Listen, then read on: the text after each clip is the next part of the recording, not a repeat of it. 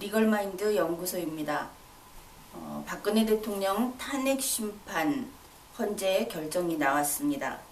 헌재 결정서 주문의 내용에서 파면한다는 부분이 있습니다.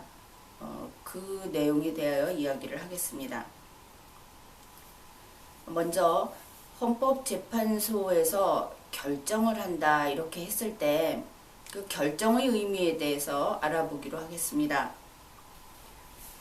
결정이란 재판권이 있는 사법정부, 그러니까 흔히 사법부라고 하는 헌법의 표현으로는 법원입니다.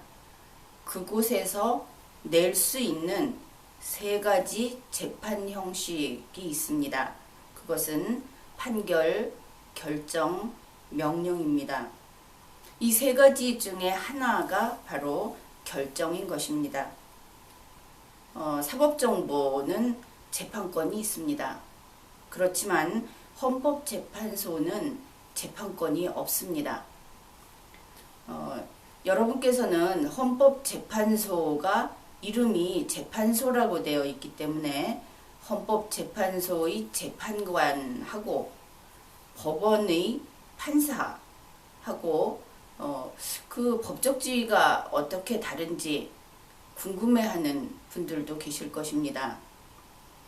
그 내용을 자세히 알아보려면은 좀 더 전문적인 자료를 소개해야 하겠지만 간단히 구별할 수 있는 것이 법원의 판사는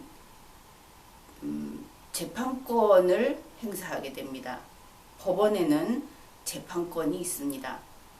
그러나 헌법재판소는 이름은 비록 재판소이지만 그곳에서는 재판을 할 수 없습니다. 재판권이 없기 때문입니다. 그래서 헌법재판소에서는 결정을 내리죠. 그러면 재판권이 없는 헌법재판소에서 결정을 내린다고 하는 것은 이 결정이 과연 무엇인가 하는 궁금증을 느끼게 될 것입니다. 법원은 재판을 할 수 있기 때문에 재판의 세 가지 종류, 재판의 형식의 세 가지 중에 하나인 결정을 할 수 있는데 헌법재판소는 재판권이 없고 결국 재판을 할 수 없는데 재판의 세 가지 형식 중의 하나인 결정을 할 수 있는 것입니다. 그렇다면 누군가가 그것을 할 수 있게 해 주어야 하겠죠. 그것이 바로 헌법입니다. 헌법 제113조 제1항에는 이렇게 규정하고 있습니다. 헌법재판소에서 법률의 위헌 결정, 탄핵의 결정, 정당 해산의 결정 또는 헌법 소원에 관한 인용 결정을 할 때에는 재판관 6인 이상의 찬성이 있어야 한다. 이 헌법 규정에서 재판권이 없는 헌법재판소가 결정을 할 수 있는 권한을 부여받은 것입니다. 헌법재판소에 재판을 할 수 없지만 결정은 할 수 있도록 그 권한을 부여한 헌법은 이러한 결정 권한의 한계 역시 규정해 놓았습니다. 헌법재판소는 네 가지 사항에 대하여 결정을 할 수 있는 권한이 있습니다. 헌법에 따라서 그렇게 결정을 할 수 있는 것이죠. 물론 헌법재판소는 5가지 사항을 관장할 수 있습니다. 그러나 결정 권한은 4가지밖에 없습니다. 헌법재판소가 결정을 할 수 있는 것은 다음의 4가지입니다.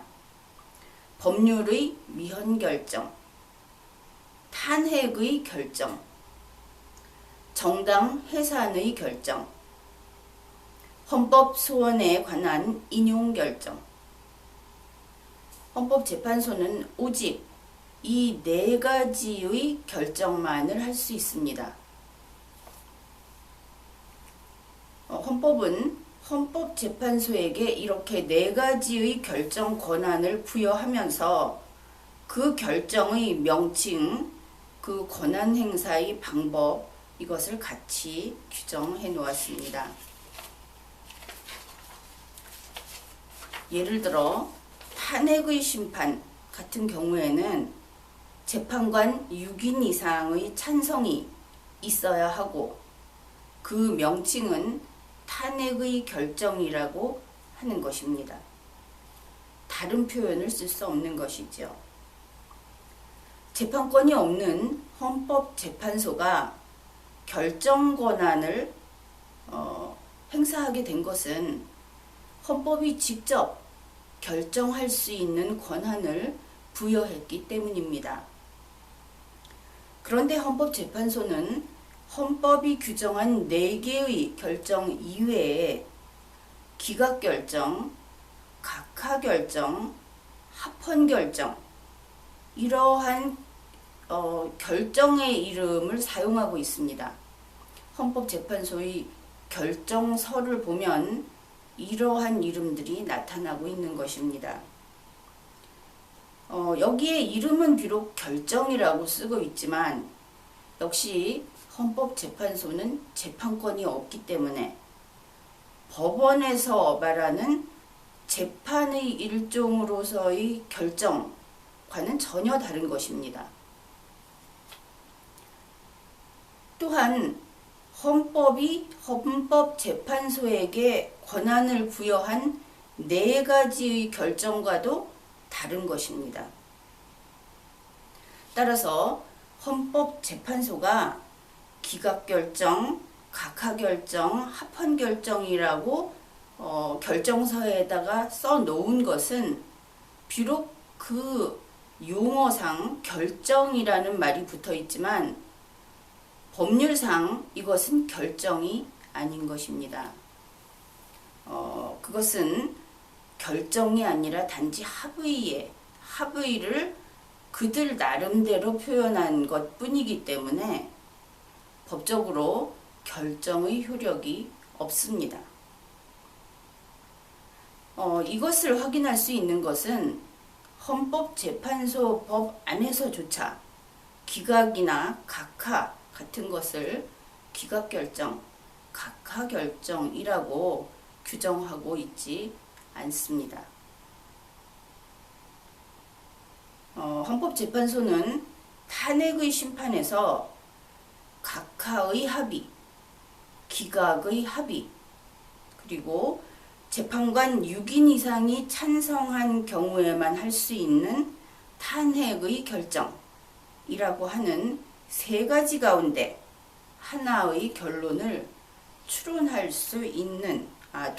수 있는 기관입니다.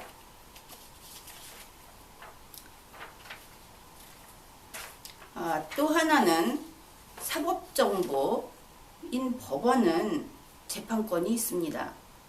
그렇기 때문에 법원의 판결은 종국적인 판단이다 하는 특징이 있습니다. 따라서 이러한 종국적인 판단인 판결의 모음을 판례라고 하죠. 이 판례는 법적으로 중요한 의미를 지니게 됩니다. 그렇기 때문에 우리나라는 그렇지 않지만 세계 여러 가지 법역이 있죠. 그곳에서는 판례의 법원성을 인정하는 법역이 있는 것입니다. 당연히 헌법재판소는 사법정부의 기관도 아니고 재판권도 없기 때문에 비록 결정은 할 수 있지만 그것은 헌법의 직접 규정에 의해서 주어진 권한이기 때문에 이 헌법재판소의 결정은 사건마다 일회적이다 하는 특성이 있습니다. 헌법재판소의 결정은 본질적으로 사건마다 서로 아무런 연관성이 없는 것입니다. 또한 종국적 판단이다, 재판으로서 종국적 판단이다 하는 법적인 효과도 없습니다. 그렇기 때문에 이 헌법재판소의 결정이라고 하는 것은 본질적으로 결정례를 형성할 수 없습니다.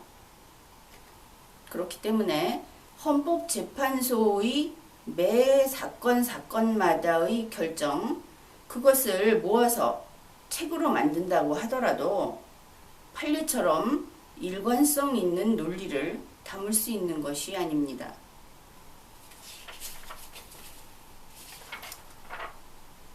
이번에는 탄핵 심판의 결정 주문에 대해서 이야기를 하겠습니다. 우리 헌법재판소는 2017년 3월 10일 2016 헌나 1 대통령 박근혜 탄핵 사건에서 탄핵의 결정을 하였습니다. 이 결정서의 주문은 다음과 같습니다. 피청구인 대통령 박근혜를 파면한다. 탄핵결정서 주문의 파면한다가 문제가 있다는 주장이 나오고 있습니다. 앞에서 살펴보았듯이 헌법은 헌법재판소에게 특별한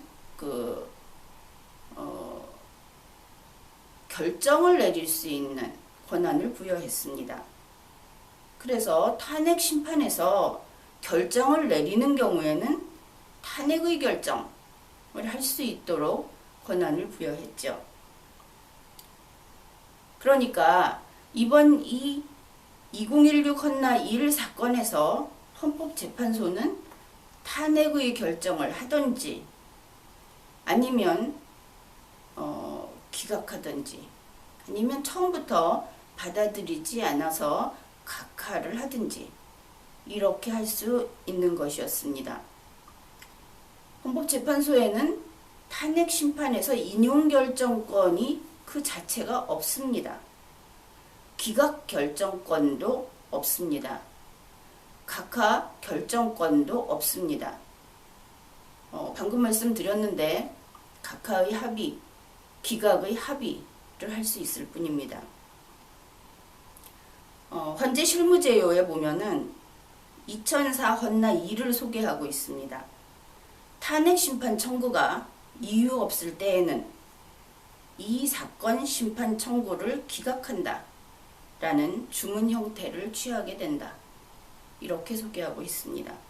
바로 기각한다 이렇게 하지 기각 결정한다고 하지 않고, 이것은 이미 말씀드렸듯이 헌법재판소법에도 마찬가지로 기각 결정이라는 말은 없습니다.